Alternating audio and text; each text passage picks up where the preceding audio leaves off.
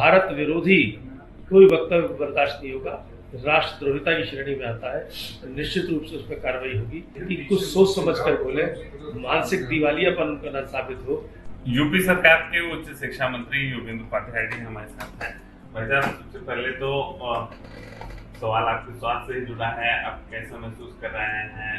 चोट लगी थी, पूरी बात बड़ी चोट है, ऑपरेशन हुआ है, टाइम लगेगा, लेकिन सबकी दुआएं साथ में है, ठीक निश्चित रूप से हो जाएगी।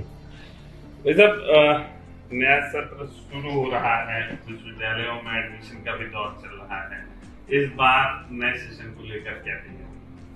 देखिए, नए सेशन को लेकर पूरी तैयारी, सबको महाविद्यालय विश्वविद्यालय को डायरेक्शन मिल चुके हैं कि अपना शैक्षिक कैलेंडर का प्रकाशन करेंगे और शैक्षिक कैलेंडर के अकॉर्डिंग कड़ाई से अनुपालन भी करेंगे। भाई साहब, हम आप लखनऊ में बैठे हैं, प्रदेश की राजधानी है। यहाँ का जो सबसे पुराना विश्वविद्यालय है लखनऊ विश्वविद्यालय, यहाँ के कुछ प्रोफेसर हैं जो अक्सर सरकार पे, सिस्टम पे, संगठनों पर सवाल उठाते हैं। आपका पूरा विभाग है, आप कभी कुछ इसमें बोलते नहीं। देखिए, अभिव्यक्ति की स्वतंत्रता संविधान ने दी है, लेकिन इसका मतलब ये नहीं है कि राष्ट्रद्रोहिता की भी अभिव्यक्ति की जाए और राष्ट्र विरोधी तत्वों की भी समर्थन किया जाए। तो अगर ऐसा कोई होता है जो राष्ट्रद्रोहिता की श्रेणी में आता है, तो निश्चित रूप से उस पर कार्रवाई होगी। लेकिन फिर भी मेरा एक अपील है आपके माध्यम से, एक बुद्धिजीवी वर्ग से, कि कुछ सोच समझ कर बोले, मानसिक दिवालियापन उनका न साबित हो। विश्वविद्यालय की एक शिक्षिका है, असिस्टेंट प्रोफेसर है लिंग्विस्टिक डिपार्टमेंट की, माद्री काकोटी उनका नाम है, उनका बयान आ जाता है और कुछ ऐसा पोस्ट सोशल मीडिया में वो करती हैं कि वो भारत से ज्यादा पाकिस्तान में वायरल हो जाती है। सिर्फ प्रोफेसर ही क्यों, राहुल गांधी जी भी ऐसा बयान देते हैं जो पाकिस्तान को ऐसा लगता है कि पाकिस्तान का नेता दे रहा है, और पाकिस्तान उन बयानों को लेकर यह सिद्ध करना चाहता है कि हिंदुस्तान गलत है और पाकिस्तान सही है। ऐसे लोगों के खिलाफ जो भी कानूनी कार्रवाई की जा सकती है, उनका अध्ययन किया जा रहा है, निश्चित रूप से होगी। और भारत विरोधी कोई वक्तव्य बर्दाश्त नहीं होगा।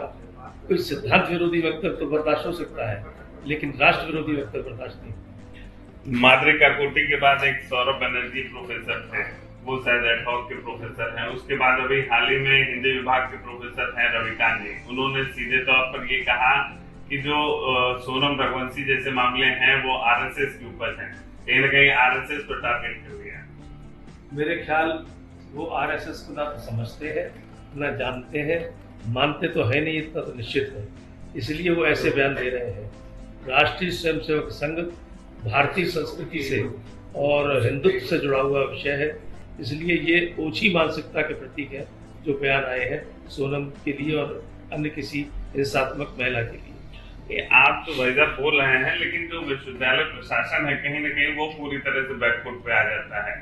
मैं स्वयं विश्वविद्यालय प्रशासन यानी वहाँ के वीसी और रजिस्ट्रार से बात करूंगा कि ऐसी मानसिकता के लोगों को अगर एफआईआर होती है तो कड़े से कड़ा दंड मिले, और एफआईआर नहीं करते हैं तो कराया करें। भाई साहब, अब नए ग्रेडिंग पे आ जाते हैं। नए ग्रेडिंग आपके उसमें पूरे टेन्योर में बहुत बड़ी उपलब्धि के तौर पर देखी जाती है। लगभग सभी विश्वविद्यालयों ने इसमें पार्टिसिपेट किया है, कुछ हुए भी हैं। इस पे क्या कहना है? तो आज इस बात का हमें गर्व है कि योगी जी के राज्य के बाद उत्तर प्रदेश के सर्वाधिक विश्वविद्यालय ऐसे हैं जो देश में सर्वाधिक संख्या में की जो ग्रेडिंग प्राप्त है। ठीक है सर, बहुत बहुत धन्यवाद। तो यूपी के उच्च शिक्षा मंत्री योगेंद्र उपाध्याय जी का यही कहना है कि उनका लक्ष्य जो उत्तर प्रदेश का हायर एजुकेशन का सेक्टर है, पूरा इंफ्रास्ट्रक्चर है, वो अब इंटरनेशनल लेवल पे ले जाने का है। प्रणव कुमार, दैनिक भास्कर, लखनऊ।